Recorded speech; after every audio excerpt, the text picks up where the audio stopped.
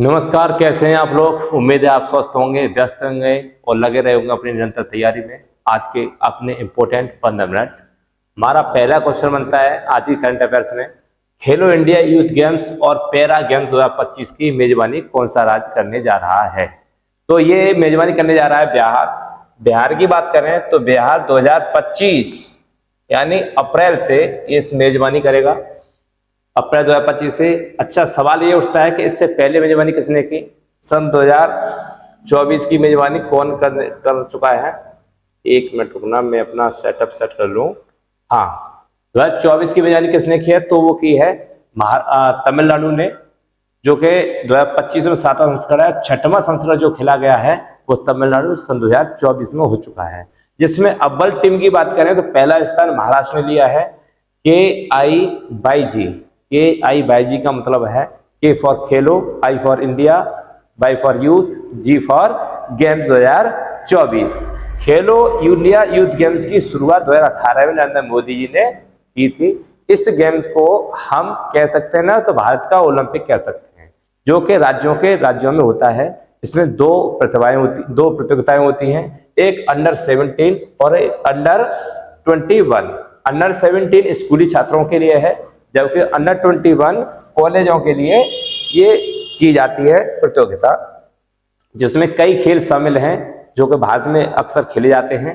इनमें से अब बात करें आगामी खेलों की प्रतियोगिताएं की, तो इसमें आप स्क्रीनशॉट ले सकते हैं, क्योंकि हर रोज मैं यही कराता हूं। तो ये स्क्रीनशॉट आपके सामने एक बुक पर लिख लें, तो बार बार आपको लिखने की जरूरत ना पड़े। आप स्क्रीनशॉट इसमें ले सकते हैं कौन से कहां पर होने वाली प्रतियोगिता है। चलो हम आगे बढ़ते हैं फिर इसी को सिलसिले को लेते हुए आगे, क्योंकि मैंने सिर्फ आपके 15 मिनट लिए हैं, तो 15 मिनट में सिर्फ आपको समझा सकता हूं, कंटेंट दे सकता हूं।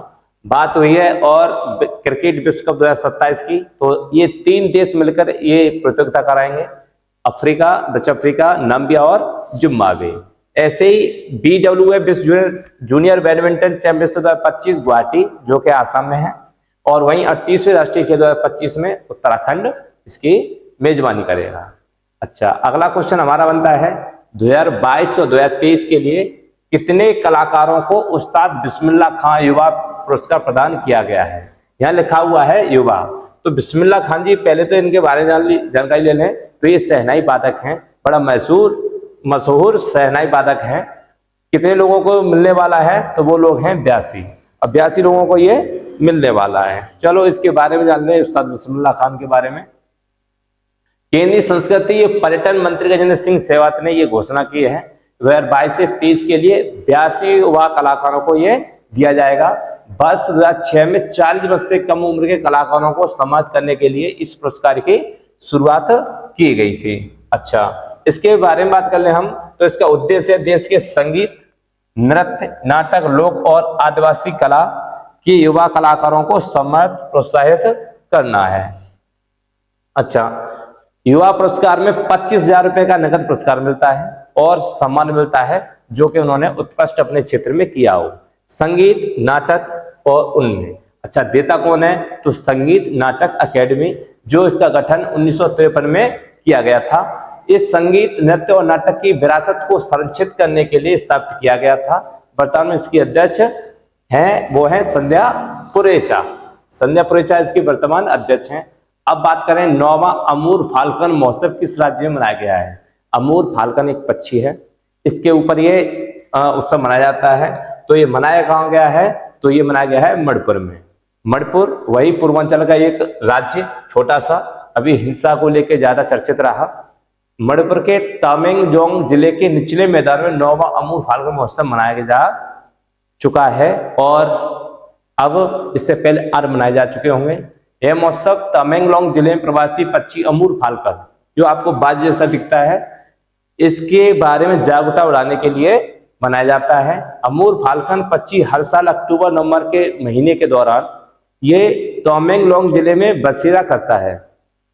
ये पक्षी अफ्रीका के दक्षिण और पूर्वी हिस्सों में उड़ान भी भरता है, इसलिए के संरक्षण और इसके स्वागत के लिए ये महोत्सव मनाया जाता है। मणिपुर के बारे में जान लें, तो मणिपुर वही मणिपुर है जो जिसकी राजधानी इंफाल है, अभी बीजेपी की सरकार है। इसके बारे में अधिक जानकारी है कि एक तो ये पूर्वांचल का जिला है, जो कि ऊपर नागालैंड और नीचे मिजोरम से बीच में घिरा हुआ है, और ये म्यांमार का देश की सीमा साझा करता है। स्थापना इसके 21 जनवरी 1972 को हुई असम से कटकर। लोकटक झील है जो कि मणिपुर के बिष्णुपुर जिले में है, और लोकटक झील एक ऐसी झील है यहाँ पर केबिल लामजाओ नाम का एक राष्ट्रीय उद्यान है, और जो केबिल लामजाओ नाम है ये एक हिरण का नाम है। ये तैरता हुआ एक राष्ट्रीय उद्यान है। यहाँ पर घास फूस आपको दिखी होगी। यहाँ डांसिंग डियर जिसे बोलते हैं, मतलब यहाँ पर उछल कूद करता रहता है, एक हिरण है वो, इसके नाम पर उसका नाम है केवल लामजाओ। सिरोही राष्ट्रीय उद्यान भी मणिपुर में है, वो भी एक फेमस है। प्रमुख नृत्य की बात करें तो जागोई, चालोम और थांगलाई ये यहाँ के प्रमुख नृत्य हैं मणिपुर के। मणिपुर के प्रमुख त्योहारों में बात करें तो आयोसांग, संगाई उत्सव, मेरा होचक, मेरा होचंगवा, निगोल, चक्कुवा, ये यहाँ के प्रमुख त्योहार हैं जो यहाँ पर मनाए जाते हैं। जैसे अपने उत्तर भारत में दीपावली, होली, सावन ऐसे त्योहार हैं, वैसे इनके अपने राज्य के अपनी जनजाति के हिसाब से त्योहार रहे हैं। अगर बात करें और प्रमुख महोत्सव की तो आप इसमें स्क्रीनशॉट ले सकते हैं, क्योंकि इतना मेरे पास समय है नहीं। आप इससे लिख सकते हैं क्योंकि बार बार आपको लिखना ना पड़े। ठीक है, स्क्रीनशॉट ले सकते हैं आप। ओके, चले अगला क्वेश्चन है हमारा, अब्दुल्ला माइगा किस देश के प्रधानमंत्री बने हैं? अब्दुल्ला माइगा किस देश के बने हैं? तो ये बने हैं माली। माली कहाँ है? तो एक अफ्रीका का एक देश है माली। माली एक अफ्रीका का देश है जो अफ्रीका के पश्चिम में पड़ता है। इसके बारे में जान लें तो ये आपको माली दिख रहा है। मैप के हिसाब से देखोगे तो जो अफ्रीका के पश्चिमी एक देश है जिसकी राजधानी बमाको है, राष्ट्रपति आसिका गोइता है जो अंतरिम सरकार के लिए अभी बने हैं, क्योंकि यहाँ की सरकार ने जनता तख्ता पलट कर दिया है, मतलब जनता ने यहाँ पर तख्ता पलट कर दिया गया है। खास इंपोर्टेंट नहीं है, लेकिन फिर भी यहाँ की क्या है लोकेशन या फिर यहाँ की राजधानी तो याद रखनी पड़ती है कभी कभी एसएससी के लिए। लेकिन हाल ही में हुई कुछ नियुक्तियां हैं, महत्वपूर्ण नियुक्तियां, आप इनको फिर से स्क्रीनशॉट ले सकते हैं क्योंकि बात अभी नियुक्ति की हुई है। मैं हट जाता हूँ सामने से, हाँ ओके, इनको फिर से लिख लें क्योंकि बार बार हर रोज ये लगानी पड़ती है मुझे, क्योंकि कहीं भी छेड़छाड़ होती है, कहीं भी करंट अफेयर से छेड़छाड़ होती है, उसके बारे में डिटेल लानी पड़ती है आपके लिए, खास आपके लिए। ये महत्वपूर्ण नियुक्तियां हुई। अगला क्वेश्चन हमारा, हाल ही में पीएम मोदी ने किस देश की संसद को संबोधित किया है? मोदी जी छोटे मोटे देशों में अपना वर्चस्व बनाए रखे हैं, बड़े बड़े देशों में हम बनाए रखे हैं। मोदी जी क्या हम एक ही बात होती है, तो हमारा प्रतिनिधित्व करते हैं ये, तो ये है गुयाना।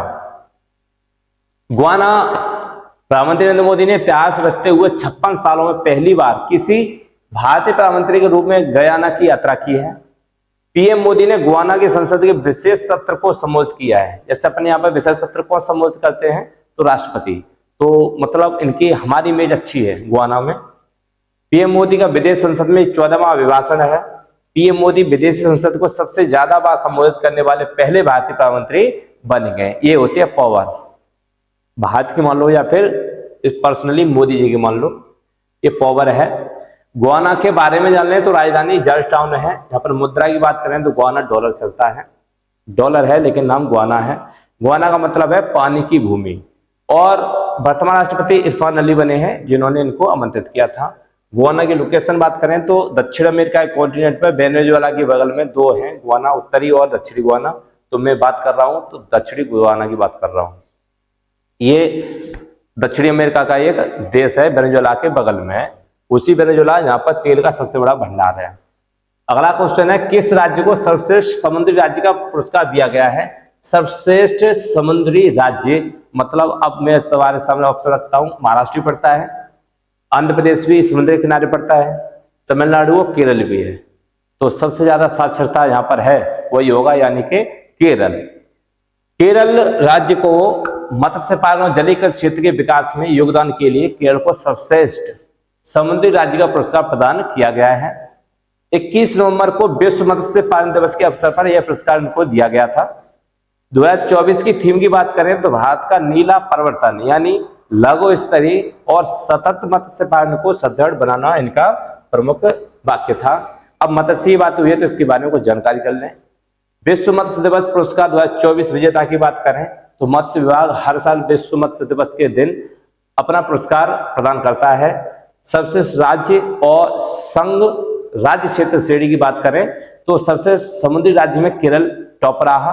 वहीं सर्वश्रेष्ठ अंतर्देशीय राज्य की बात करें तो तमिलनाडु, वो तेलंगाना रहा। सर्वश्रेष्ठ हिमालयी और पूर्वोत्तर राज्य की बात करें तो उत्तराखंड। वहीं सर्वश्रेष्ठ केंद्र शासित प्रदेश की बात करें तो जम्मू और कश्मीर रहा है। आगे इसी के बारे में और बात करें तो सर्वश्रेष्ठ जिला पुरस्कार श्रेणी की बात कर लो तो यहाँ पर जिला कोल्लम केरल का रहा। केरल का मैप की दृष्टि से देखेंगे तो दक्षिण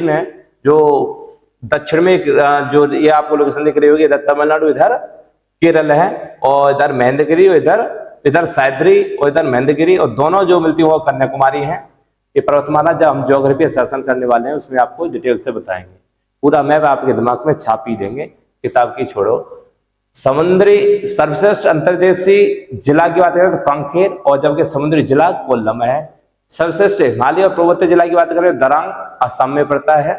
वहीं सर्वश्रेष्ठ केंद्र शासित प्रदेश की बात करें तो कुलगाम जम्मू और कश्मीर में। अधिक जानकारी में बात करें तो चीन के बाद दुनिया का सबसे बड़ा जलीकस राष्ट्र है भारत।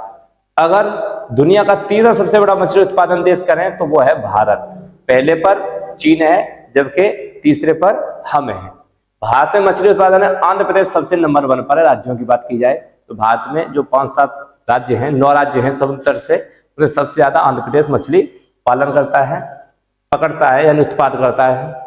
23-24 में वैश्विक मत्स्य पालन में 8% की हिस्सेदारी है। मान लो हम विश्व में 100 मछलियां बेचते हैं, उनमें 8 मछलियां भारत की तरफ से बेची जाती हैं। वहीं पर अगला क्वेश्चन है, हाल ही में अंतर्राष्ट्रीय क्रिमिनल कोर्ट यानी आईसीसी, देशों का कोर्ट, जैसे हमारा भारत का सुप्रीम कोर्ट, ऐसे दुनिया का सबसे बड़ा कोर्ट आईसीसी, इसने किसके खिलाफ वारंट जारी कर दिए हैं गिरफ्तारी के? तो बेंजामिन नेतन्याहू। और क्यों किए वो आपके सामने है, आप देखते रहते हैं, क्योंकि इसने हमला करा दिया इस आदमी ने। नेतन्याहू के खिलाफ गाजा में युद्ध अपराध वॉर क्राइम का आरोप है।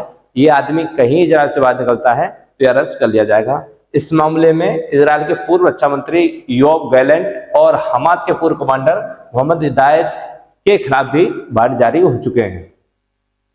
आईसीसी अरेस्ट वारंट जारी किए हैं। अब देखते हैं क्या होता है आगे।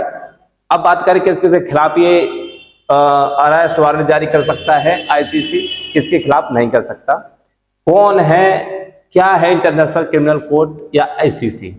तो आईसीसी नीदरलैंड में द हैग, की राजधानी है नीदरलैंड की, उसमें स्थित एक स्थायी इंटरनेशनल कोर्ट है। 1918 में इसकी स्थापना हुई थी। कानूनी आधार पर रोम स्टैच्यू या अधिनियम है। आईसीसी 4 प्रकार के अपराधों के लिए जिम्मेदारी रखता है। वो एक है, पहला नरसंहार, दूसरा मानवता के खिलाफ अपराध, और तीसरा है वॉर क्राइम जो कि अभी इजराइल ने किया। चौथा है आक्रामकता का अपराध। इसका काम इंटरनेशनल क्रिमिनल जस्टिस के जरिए दोषियों को दंडित करना है। आईसीसी के 123 सदस्य देश हैं, जिसमें रूस और यूक्रेन दोनों ही देश इसमें शामिल नहीं है। इसलिए रूस ने यूक्रेन में हमला कर दिया, यूक्रेन ने रूस पर कर दिया, तो इस पर कोई भी वारंट इशू नहीं हुए इसकी तरफ से, क्योंकि दोनों के दोनों ही इसके सदस्य नहीं है। दुनिया के जिन 123 देशों में ने रोम संधि पर दस्तखत किए हैं वही देश आईसीसी के सदस्य हैं। जिन्होंने नहीं किए वो नहीं है। किए नहीं वो कौन कौन है जिन्होंने दस्तखत नहीं किए? जैसे उसमें अमेरिका, रूस और यूक्रेन, इन 31 देशों में शामिल हैं, इसलिए ये आईसीसी के सदस्य नहीं है। 31 देश ऐसे थे जिन्होंने सदस्यों ने इस पर साइन नहीं किए थे।